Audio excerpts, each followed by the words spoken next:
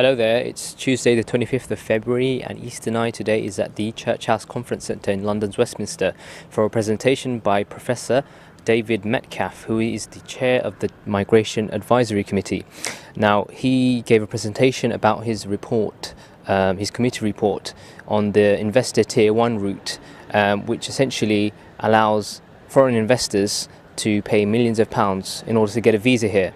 Now, he presented the results of his report and looked at whether this investor tier 1 route actually benefit the citizens of the UK. You know, the investor visa route allows the rich essentially to buy a visa and UK citizenship. Obviously, some people see it as a bit unfair that, you know, the wealthy and perhaps even wealthy foreign criminals could use the visa like a loan for them to stay in the UK permanently. What's your kind of take on that? Well, at present, the way that the system works is you just make a loan for 5 years of £1 million. And what this report is suggesting is that we raise that threshold to 2 million, but if you want accelerated settlement, then you have to bid in an auction with a minimum price of 2.5 million. Foreign criminals are very unlikely to get in because there's strict due diligence in this. And the point is, we're not selling passports. What the proposal for the auction is in order to raise money to the benefit of British residents, because presently British residents gain very little from this system. I mean, Britain at the moment, it wants to promote itself as an ideal place for investors, you know, to put their money in as an ideal destination. But what can the country offer to high net worth individuals when compared to countries such as Canada, where they find, you know, they have less of a glass ceiling, perhaps? I mean, in Britain's FTSE, it's been debated heavily that there is a lack of diversity there, you know, lack of ethnic minority individuals. So why should foreign high net worth individuals invest here? Oh, I mean, we very much welcome foreign high net worth individuals to come here. I mean, I don't think anybody would say there's a lack of diversity, and people from the Indian subcontinent have been terrifically successful, both with large companies and, of course, with many of the smaller companies and smaller shops. So there's no doubt that Britain is very diverse and very welcoming of this, and I would have thought that the proposals that are in this report will enhance that even further. And also, it's been argued that the post-study work route, which last year I think it was axed, and I mean the route where, you know, students after university, after studying, were allowed to kind of find work, and this, I guess, kind of goes against this, where you're trying to get, you know, foreign high-skilled net worth individuals into the country, whereas the government on the other end is kind of not allowing, you know, students to find work, you know, successfully. What are your thoughts on that? Is it different purpose?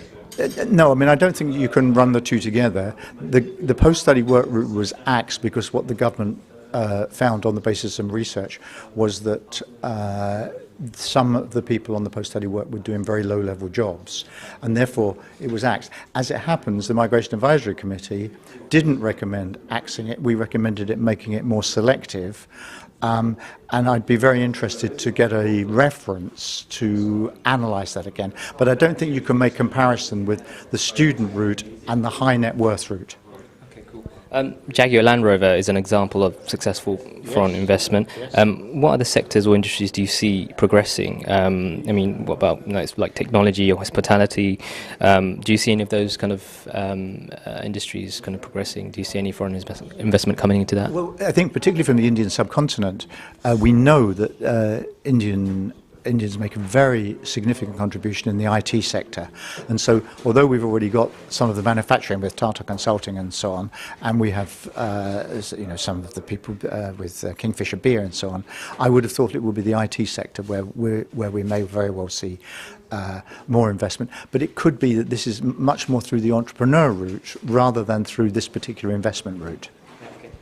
Have you seen a response from sort of technology investors in East London's Tech City or the Silicon Roundabout? Have you seen any interest there from kind of any responses from South Asia in that area?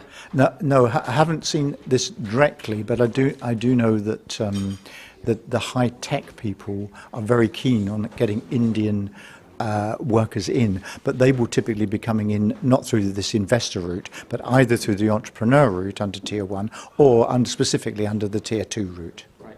And finally, what can you say about the work ethic of South Asian businessmen here and the kind of innate approach to kind of business they have?